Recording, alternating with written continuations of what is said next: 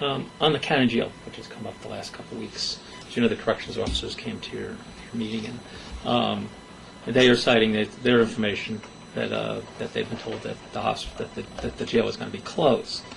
First of all, is there any validity to that statement? We'll start with that.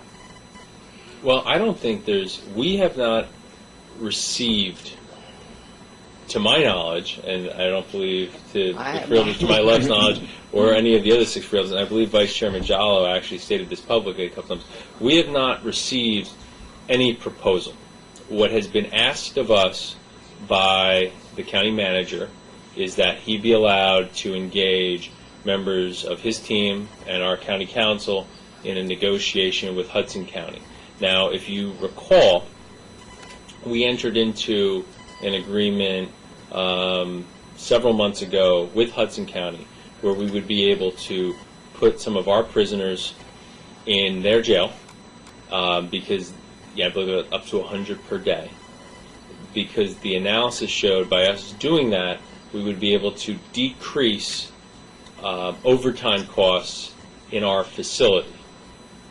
And because we did that, we realized some savings, and Director Reardon has done a fantastic job, but we realized there were some savings, and that began the relationship. They have talked about possibly, a larger project, but we don't know specifics at this time because there's nothing been outlined. But I will say this, and I'll let Angel and Vernell speak for themselves on this issue. If there's an opportunity for us to save a significant amount of funds in offering any county service, we have an obligation, and I would say a fiduciary responsibility, to give it a full and thorough vetting to make sure it is a good opportunity or a bad decision or whatever, to make sure that we're going to save a lot of money and look at every option that's on the table for the taxpayers. Because if you can tell me I could, and there's no numbers have been thrown at us yet, that I could decrease the cost of corrections 30 or 40% in Union County and put that money towards roads, parks, job creation, infrastructure, and keeping taxes stable, isn't that a better way to spend the taxpayers' money? So it's worth looking at.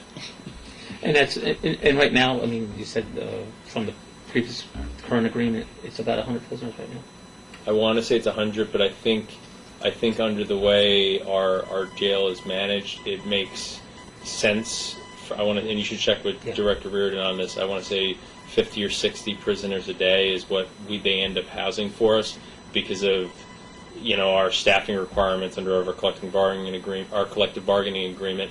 That it only makes sense to certain X number of prisoners, but it generated a significant savings for us. Do we know about where the population now is at the county jail right now? I don't know the answer to the question. Because I know it's been coming down since the luminosity study. Yeah. It's about 500, right? No, I think it's a little higher. It's about 675, almost less than 700. Well, you were way over like 800-900. Oh, we were almost 1,000, and one time was 1,200. The only thing is that I think maybe step back a little bit on that. The reason why we went up to Hudson County for that particular contract was because we were doing the renovations in the jail. We had to do all the bathrooms. This is the housing. Right. We had no choice in terms of the repairs that we had to do. We had to do, for example, on the kitchen, total rehabilitation of the kitchen, which caused actually the food to be done off premises. If I'm not mistaken, also I think Hudson may have been the one who actually cooked the meals and sent them over. So that was originally the driving force to house some of our inmates in Hudson County. As you know, we have sent inmates also to Newark. Those individuals who are close to going Delaney out, Hall. who have to Delaney Hall, who may have a drug type of offenses, who can rehabilitate in a period of time. Those were sent there, but not everyone. It had to be approved by the courts. This is a court program, and we were sending there. That varies in terms of numbers, any time from 60 to 125. It varied during the year, and at a cost. Some of the costs were subsidized by the state of New Jersey. Others were actually paid by us, and that was the driving force initially. Hudson County had some issues whereby they have a plenty available room because they changed some of their contracts that they have, and they approached the administration asking that we would be interested, and that's all we have done. Is we have just basically said, in order for them to negotiate or to even look into anything, they have to have the board's approval, and this is what we have done.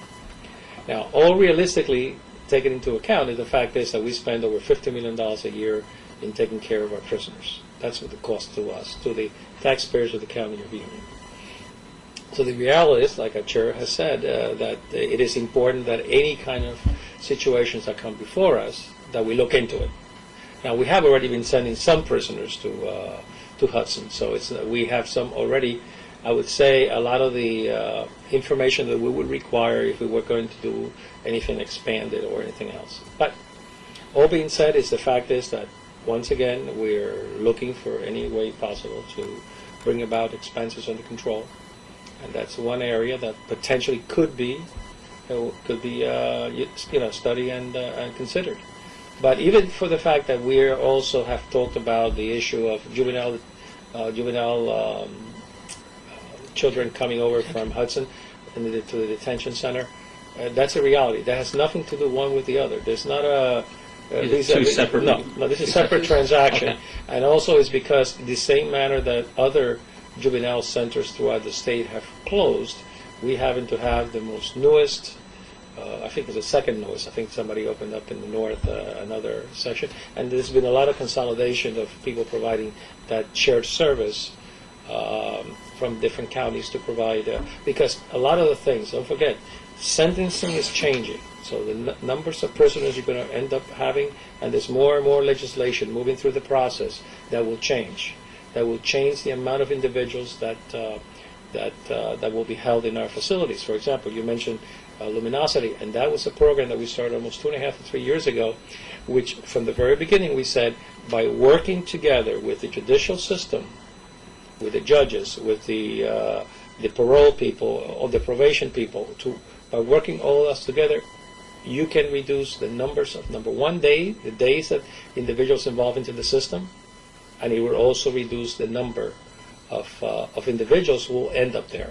Now, there is a disconnect when it comes to the ability of individuals, based on their financial status in this country, whether they're able to pay for their bails or anything else. For example, I've often found out that we have people that we're holding in jail for the cause because they have a $60 or $100 bails they cannot afford. And that is a problem. That is a societal problem that also needs to be looked at. And that, I believe, that's part of the sentencing guidelines that the state is considering, to look at those issues where there is not discrimination, but the manner in which some of these things are being handled are being discriminatory to certain groups.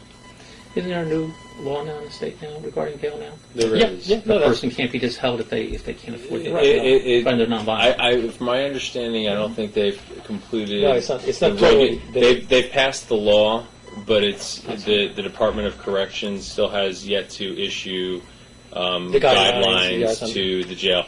But from just we can talk about just this as Freelder said, there's a social justice aspect about real small offenses and people being incarcerated for a very long time, and that's a problem.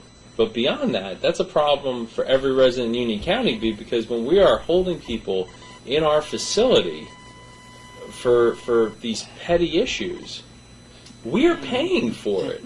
Almost, and from what my understanding is, about $200 a day, is our per diem, which is one of the most expensive in New Jersey. And that there's a number of factors that come in. It's where we are located, the cost of labor, all these different things come into it.